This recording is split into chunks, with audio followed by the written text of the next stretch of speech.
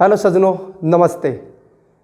आप सबको पता है कल से नवरात्रे शुरू हो रहे हैं।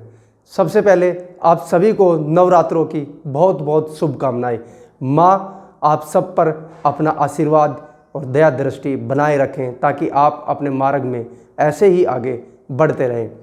हमने सोचा है नवरात्रों में हर किसी के मन में एक श्रद्धा होती है, माई के प्रति आदमी साधना करना चाहता है, तपस्या करना चाहता है, वो उपवास करना चाहता है। विभिन्न प्रकार से सभी लोग करते भी हैं।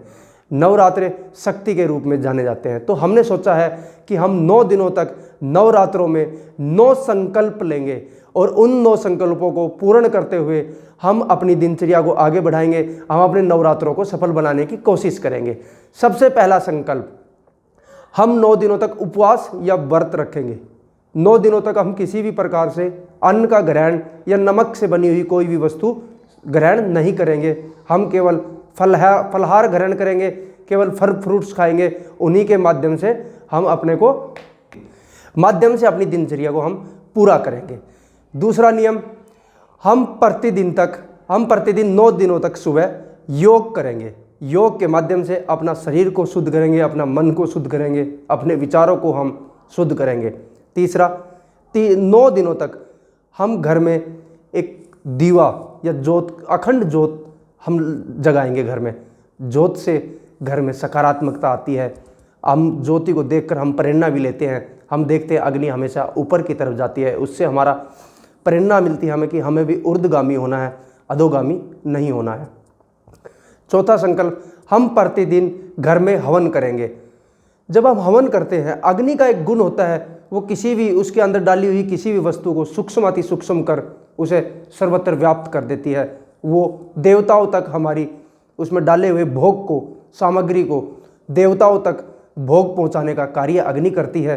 तो हम प्रतिदिन हवन के माध्यम से अपनी दिनचर्या को, अपनी योग साधना को, अपनी नवरात्रि साधना को हम आगे बढ़ाएंगे। हमारा 5वां संकल्प होगा कि हम प्रतिदिन मंदिर जाकर पूजा अर्चना करेंगे।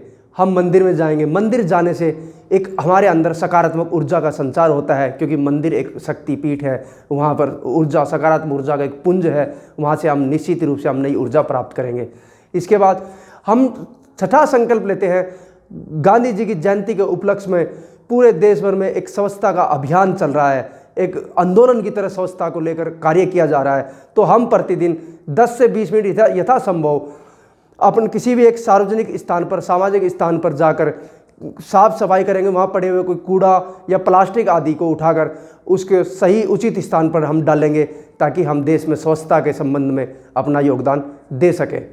7वां, हम प्रतिदिन फलहार ग्रहण करने से पहले गौ माता को फलहार या कुछ भी भेंट स्वरूप हम गौ माता को पहले देंगे। उसके बाद फिर हम ग्रहण करेंगे, ताकि गौ माता के प्रति एक जागरूकता आ सके, गौ माता से भी हमें आशीर्वाद मिल सके। हमारा 8वां संकल्प है, हम प्रतिदिन यथासंभव 30 से 60 मिनट तक बैठकर आराम से किसी भी योग ध्यानात्मक आसन में बैठकर ध्यान और गायत्री जाप करेंगे। क्योंकि ध्यान और गायत्री जाप का हमारे आध्यात्मिक जीवन में बहुत महत्व है। इसके माध्यम से निश्चित ही हम अपने नवरात्रों को सफल बना पाएंगे।